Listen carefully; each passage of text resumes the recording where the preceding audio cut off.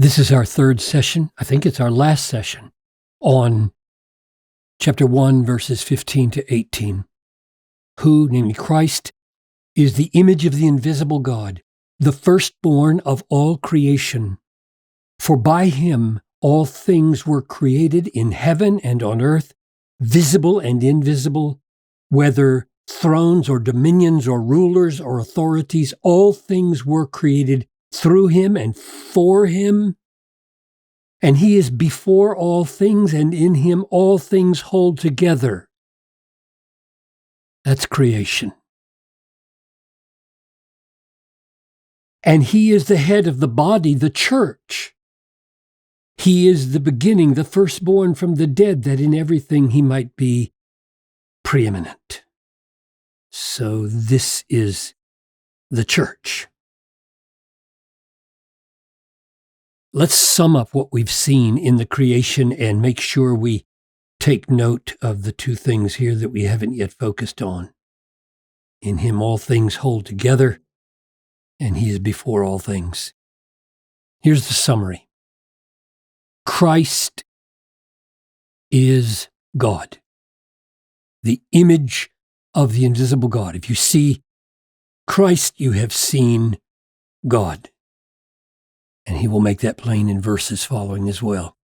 Second thing we've seen, he is son over creation. Firstborn over. We saw why of means over creation. 3, which may imply that creation is his inheritance.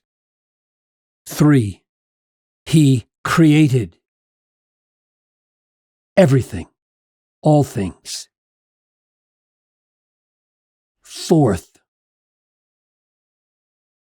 all things are created by him for Christ, for his glory, for his supremacy, to manifest and display his greatness. For him are all these things created. And now, 5, he is before all things. And you might say, well, why point that out? That's obvious, because if he made all things, he had to be before them.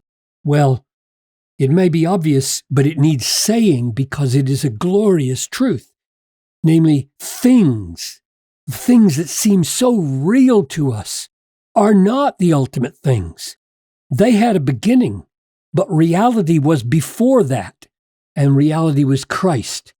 Christ is before all. The all things come into being. Christ doesn't come into being. He's before all things. And then finally, in him all things hold together, as it says here in Hebrews 1:3.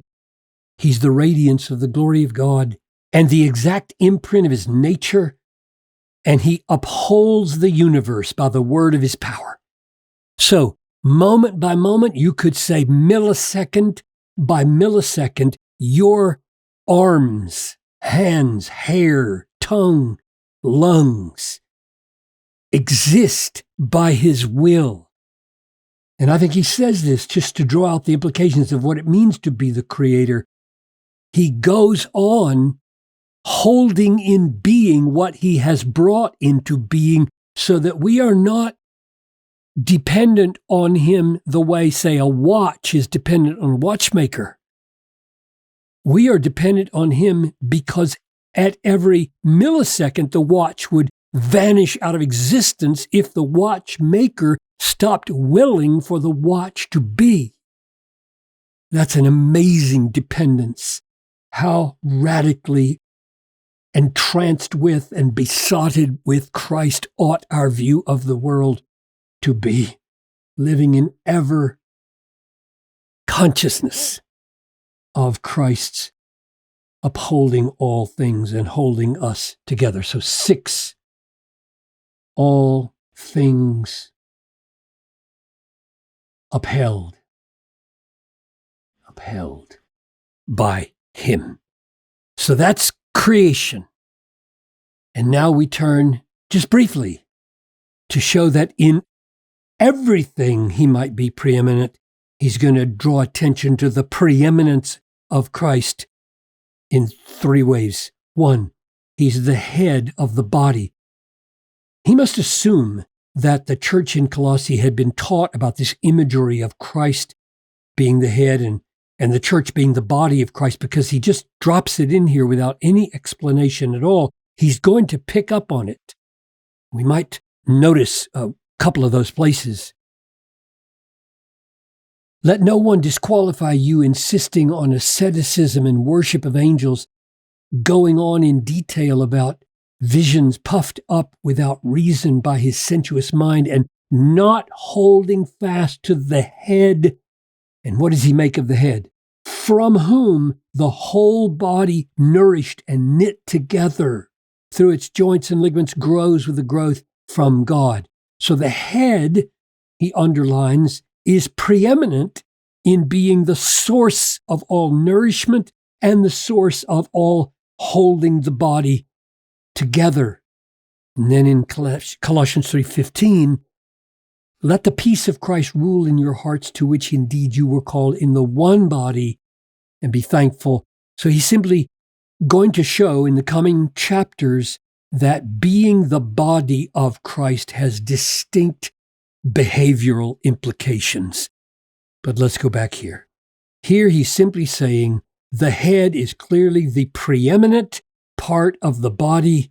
He drew out some implications of that, and now we're to understand that even the church knows Christ as preeminent, not just creation. And then he says, he is the beginning. I'm going to come back to that at the end in just a minute. He is the firstborn. This is the same word as here, firstborn over all creation. Here it's firstborn from. This is the Greek word ek, not the genitive. So among all the dead, from all the dead, God has willed that his Son take the preeminent place. He is the first fruits of all the dead, over all resurrection. So he's preeminent as head of the church. He's preeminent as the church comes into being in its resurrection from the dead at the end, in its full glorified state.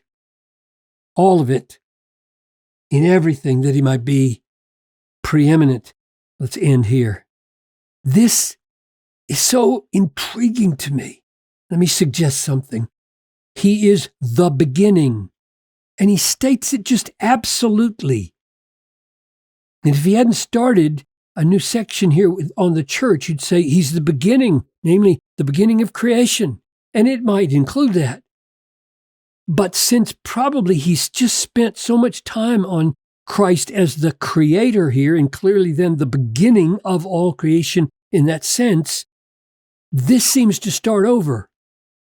And I'm going to suggest that this is so if he was the beginning of creation as creator, now he's the beginning of new creation. In an absolute sense, maybe that's why this stands here in such isolation. He is the beginning. And he unfolds one aspect of that, namely, he is the beginning of the resurrection from the dead. So what are we to think about that unit right there? Clearly, the creation part comes to climax with, it's all for Christ. And here he sums up the whole thing. It's all to show his preeminence. And I think the way he wants us to conclude this, or conclude in our minds and in our affections, is when he just taught back in chapter 1, verses 13, that we are delivered from the authority of darkness by this Christ. And we are transferred from darkness to the kingdom of his Son.